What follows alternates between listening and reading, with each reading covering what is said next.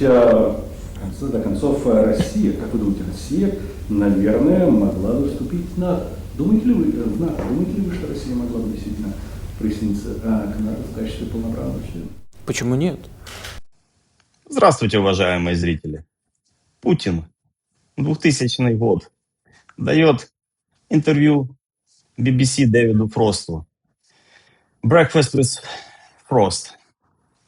Вот, соответственно, Владимир Владимирович говорит, что почему бы Россия не была бы в НАТО? Правда ведь? Было бы хорошо всем. Почему нет? Значит, я не исключаю такой возможности. И я не представляю себе своей собственной страны в отрыве от Европы и от так называемого, как мы часто говорим, цивилизованного мира. Поэтому с трудом представляю себе и НАТО в качестве врага. Он с трудом представляет, но, к сожалению, это есть. Россияне, где вы дели того Путина и откуда вы взяли текущего? Молодой парень из Санкт-Петербурга обращается к командующему Вооруженных сил Украины Михаилу Васильевичу Драпатому.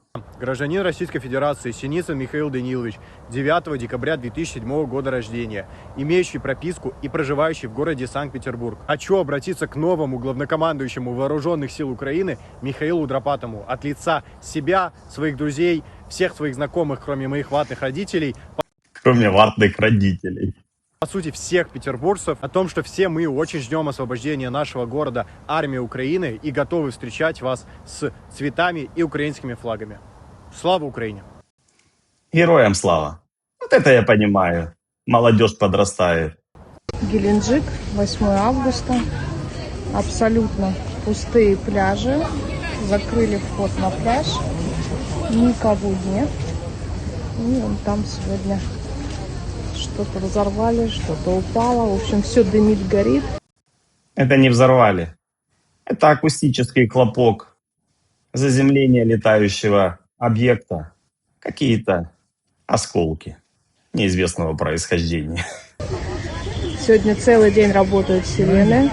И над головой сегодня у нас очень сильный был взрыв, громкий. Заказ 846.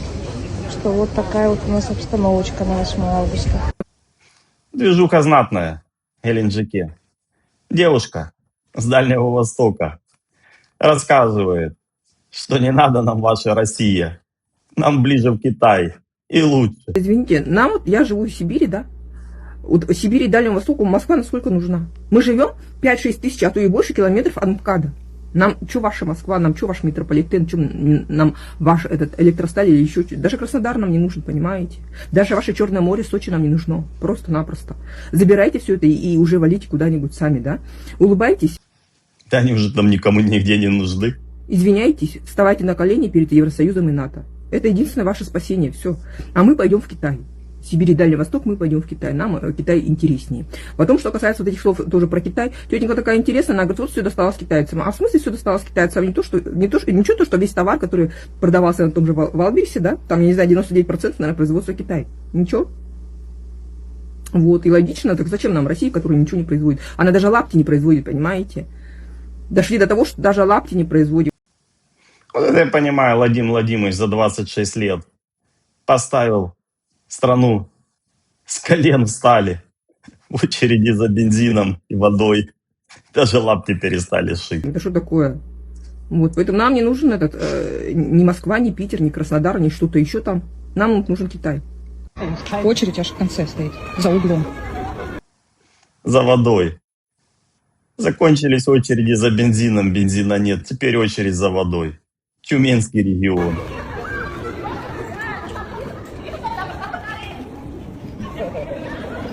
Добрый вечер. Здравствуйте.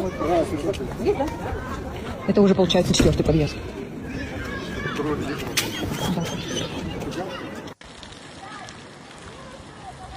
Дед устроил знатную движуху. Кричали «Гойда!» Теперь водичку ловим в фонтанах. Там дорогу делают, здесь взорвали все тоже, весь асфальт, пробки в городе. На следующей неделе у нас приезжает наш президент нашей страны. Смотрите, Красный проспект весь взорвали. Просто, мне кажется, здесь нормальная была дорога. Здесь прям что-то делают.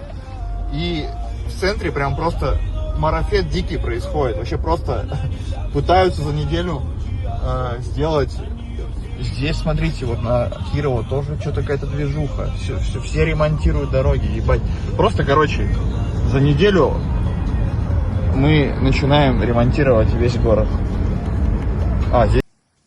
Мне кажется, что за неделю с говна пулю не слепишь. Но у русских это получается. Здесь вообще, блядь, перекрыли. Что происходит-то? Что там? Новую дорогу, походу, кладут. Короче, весь день сегодня двигаюсь, пробки в городе, весь город ремонтируют, блядь. За пенсии! Ну я за пенсию, что дробила на стройке. Вам благодарность. Спасибо вам. Спасибо вам большое. Спасибо большое. Где этот россиянин? Россиянин где?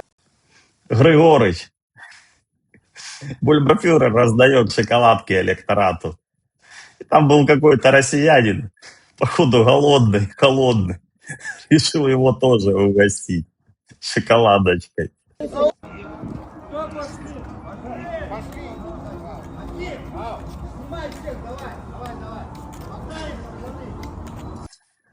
Где-то под малой Токмачкой идут элита путинской России.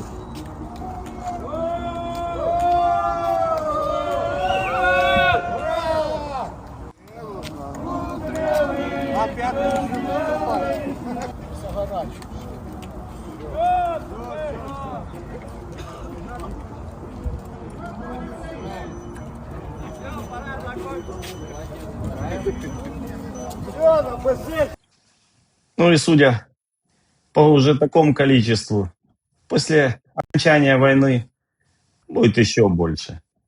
Оказывается, Григорыч не только раздает шоколадки, он еще и был гранатометчиком. Массовый гранатометчик. Я гранатометчик. Вот, РПГ.